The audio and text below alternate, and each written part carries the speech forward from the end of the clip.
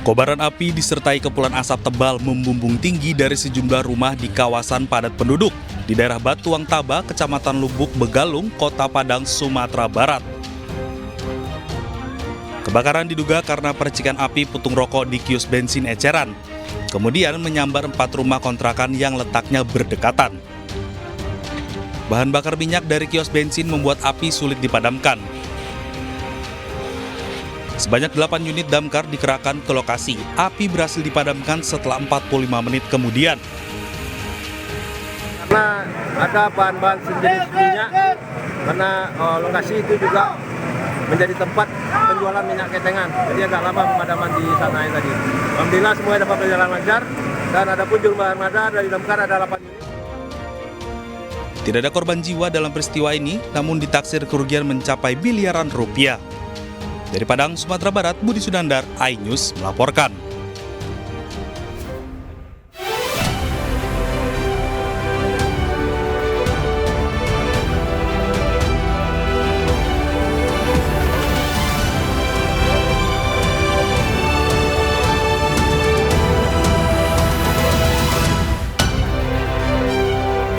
Mahkamah Konstitusi menolak gugatan batas usia maksimal Capres 70 tahun.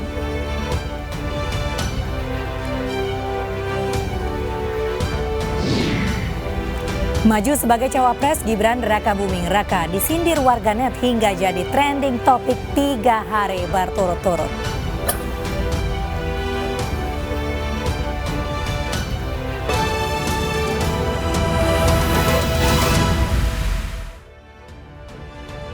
Halo, selamat malam. Apa kabar pemirsa? Sebuah pohon berusia puluhan tahun tumbang menimpa bangunan di Penjaringan, Jakarta. Akibatnya, 1 orang tergencet pondasi bangunan dan proses evakuasi korban berlangsung dramatis.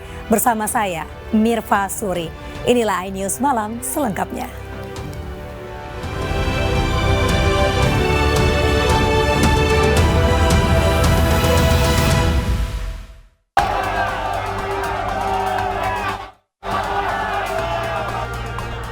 Bentrokan terjadi antara pengunjuk rasa dan aparat kepolisian di pintu masuk kantor DPRD Tarakan, Kalimantan Utara, Senin siang. Bentrokan berawal saat ratusan pengunjuk rasa yang terdiri dari mahasiswa dan petani rumput laut berusaha memaksa masuk ke kantor DPRD. Pengunjuk rasa terlibat saling dorong, bahkan seorang petani rumput laut mengalami luka akibat terjatuh saat aksi saling dorong terjadi.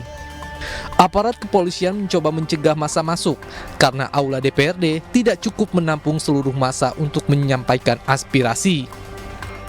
Aksi unjuk rasa tersebut dipicu adanya tuntutan para petani rumput laut yang selama ini mengeluhkan pendapatan mereka. Bahkan petani rumput laut saat ini banyak yang merugi imbas dari murahnya harga jual rumput laut. Karena begini Pak, itu harga pasaran kan dari pabrik-pabrik Pak, bukan dari pedagang. Ya, kalau maunya dari petani, kalau petani Pak ya 15.000 ke atas itu sudah memadai itu Pak. Kami tidak mau juga terlalu tinggi Pak. Harga yang sekarang berlaku berapa? Harga sekarang ya sudah agak naik, ada 8,5 9.000, tapi pernah tembus 6.000 6,5. Itu merasakan. Selain diwarnai bentrok, para pengunjuk rasa juga memblokade ruas jalan utama di sekitar kantor DPRD. Aksi bakar ban bekas dilakukan pengunjuk rasa di tengah jalan hingga arus lalu lintas terganggu dan ditutup selama aksi berlangsung.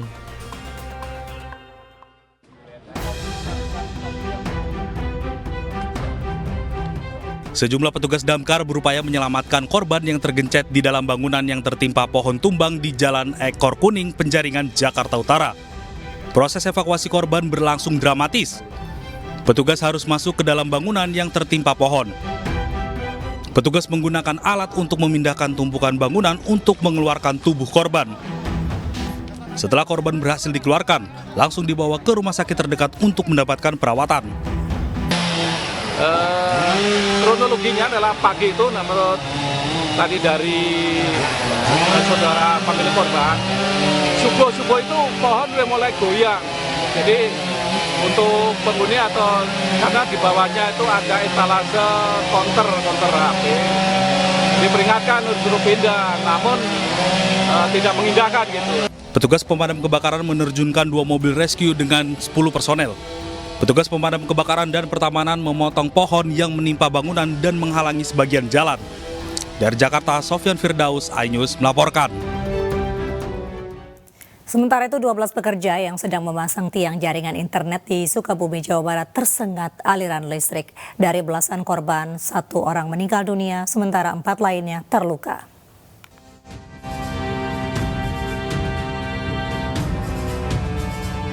Nasib naas dialami Agus Tariana, seorang pekerja jaringan internet harus meregang nyawa usai tersengat aliran listrik saat sedang bekerja memasang tiang jaringan bersama rekan-rekannya di Kabupaten Sukabumi, Jawa Barat. Jasad korban selanjutnya dievakuasi ke rumah sakit, sementara itu 4 orang lainnya mengalami luka bakar sehingga harus mendapatkan perawatan di Rumah Sakit Umum Daerah Sekarwangi, Cibadak.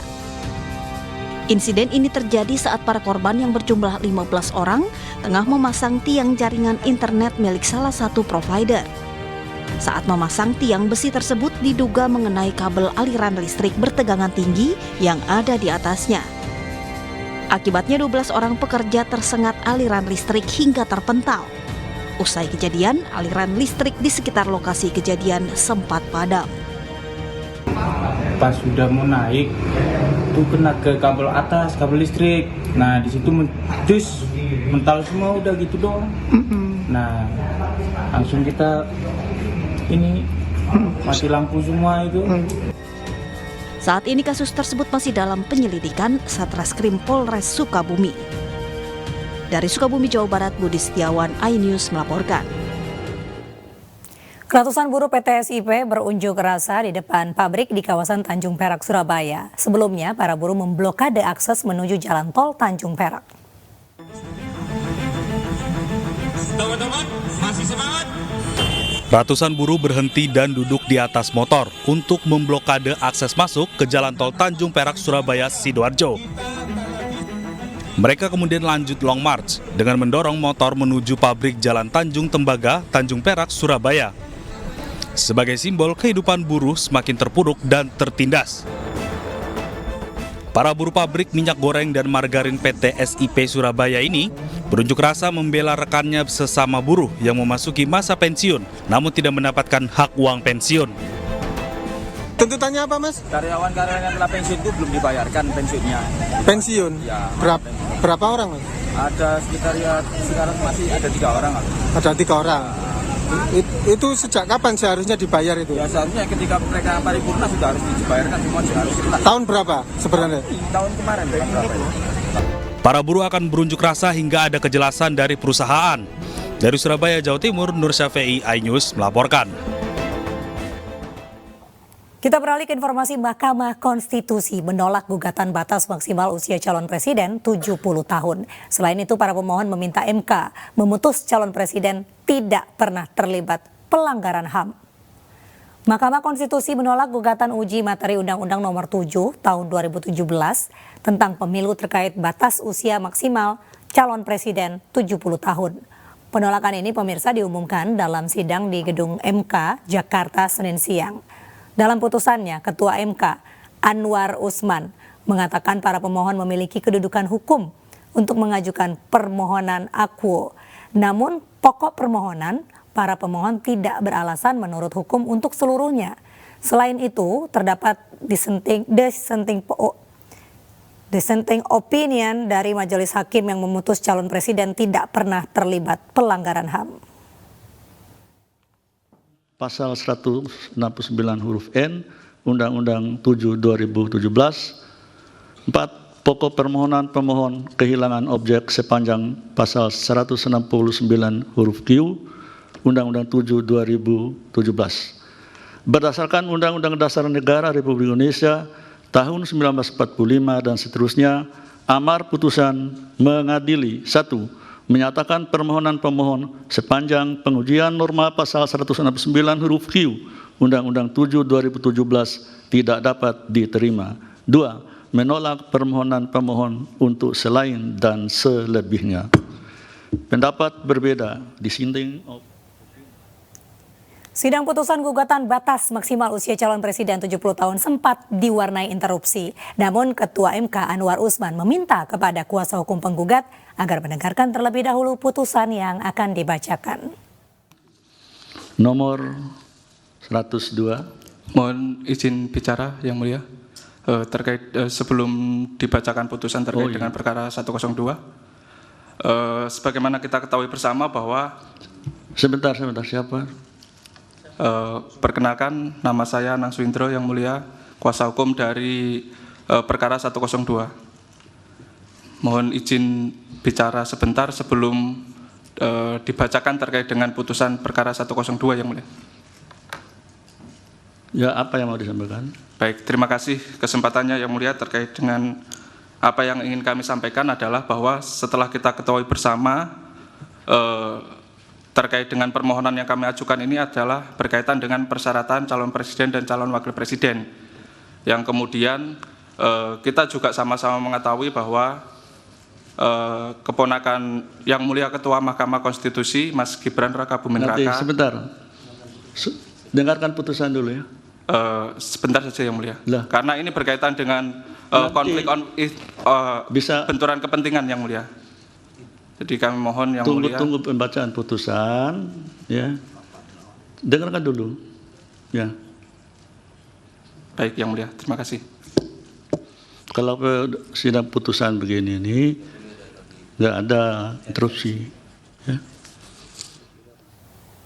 MK membentuk Majelis Kehormatan Mahkamah Konstitusi untuk menindaklanjuti dugaan pelanggaran etik Ketua MK Anwar Usman. Anwar Usman diduga melanggar kode etik atas putusan yang menambah syarat pada Undang-Undang Pemilu terkait batas usia Capres-Cawapres. Ketua Mahkamah Konstitusi Anwar Usman dihadapkan dengan dugaan pelanggaran kode etik. Ketukan palu Anwar Usman yang menambah syarat pada Undang-Undang Pemilu terkait batas usia Capres-Cawapres mencuatkan ragam sentimen publik. Mahkamah Konstitusi menggelar rapat permusyawaratan hakim dan memutuskan membentuk Majelis Kehormatan Mahkamah Konstitusi. MK menjelaskan sebanyak 7 laporan datang dari sejumlah pihak terkait dugaan pelanggaran kode etik Hakim Konstitusi yang membuat marwah MK dipertanyakan. Ini menjadi tidak dipercaya ya untuk menjalankan salah satu kewenangan yang sebentar lagi akan kami hadapi bersama, yaitu penyelesaian perselisihan hasil pemilihan umum, termasuk siapa tahu ada juga berkaitan dengan perselisihan hasil pemilihan presiden. Ada 3 hakim yang akan menjadi anggota Majelis Kehormatan MK dalam memeriksa laporan tersebut. Mereka adalah mantan Ketua MK Jimli Asyidiki, pakar hukum tata negara Bintan Saragih, dan Hakim Konstitusi Wahidudin Adam. Dari Jakarta, Tim Liputan iNews melaporkan. Seorang suami yang membunuh istri nekat hendak bunuh diri saat akan ditangkap polisi. Informasinya usai jeda hanya di iNews Malam.